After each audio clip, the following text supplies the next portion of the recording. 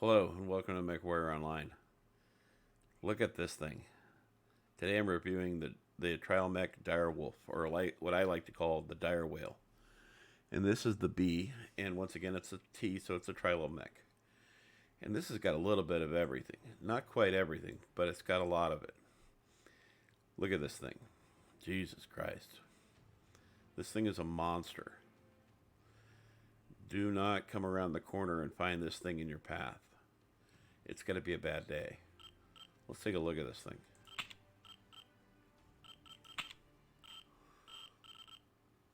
We got an LBX-5 and another LBX-5 and another one, and we got two more to go with it. We also have two ERPPCs. So what does this mean? It basically means you can fire these PPCs along with these LBXs at the same time. And you are going to strip armor and weapons from mechs. You're going to take off their torsos. You're going to ruin their days. You have 5 in the rear armor, so if you're not familiar with driving this mech, you might want to consider being careful of your rear armor, because you can get stripped away pretty easily in this mech.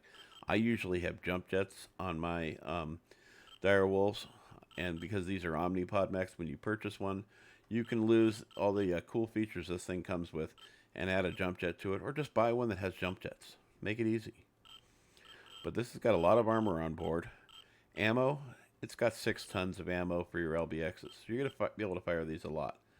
Cooldown on these is 1.4 seconds, but it's also reduced with the skills that are added. Skills, you ask? Yes, this has skills and quirks. So let's look at the firepower. Firepower is 45. Speed is 48.6. Yeah, it's a dire wolf. It's what it is. I think fully skilled, you can get these things up to like maybe 52. Armor, pretty close to maxed out.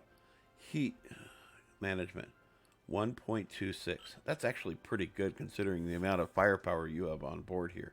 And don't be discouraged by this 45 number. Believe me, this thing's a lot of firepower because it's a lot of punching power. Let's look at the skills and quirks. So LBX, I don't care about the XP bonus because you can't skill up this mech. But you have LBX spread minus 10%, cooldown minus 8.6%, range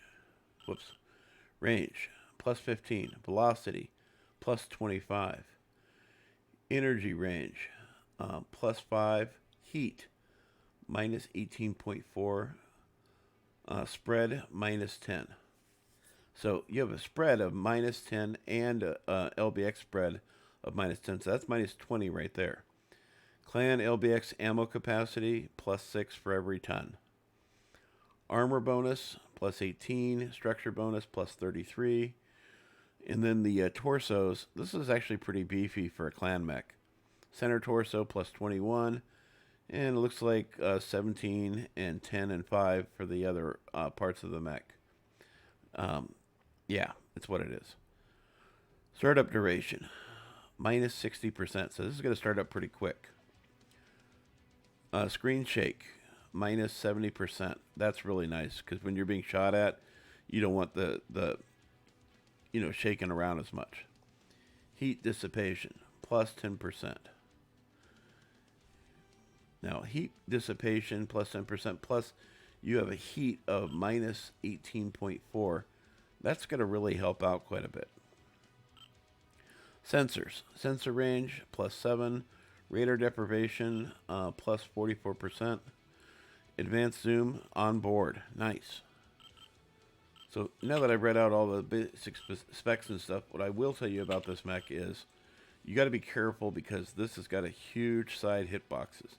And from the front, it's not a lot better.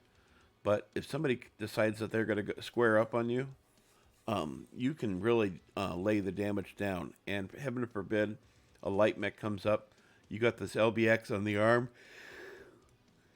and a PPC on the other arm. You can bring those arms down and end a piranha or a pirate's bane pretty much in one volley.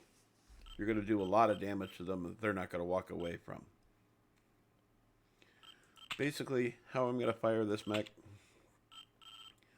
pretty much the way you see right here. I'm just going to go left and right with the arms, and then I'm going to do the PPCs together and the LBXs together. And you can fire these all at once, and I don't think you're going to have to worry too much about too much heat. You see any warning bells going off up here? No. No ghost heat. So you're going to be able to do some really good damage out of this. I would tell you, if you're starting out, I wouldn't start out with this mech. This is more for a skilled player, because the Direwolf is a little bit of a big learning curve. Atlases are easier to learn on than this thing. Because remember, this is a clan mech, so it has a little bit softer armor.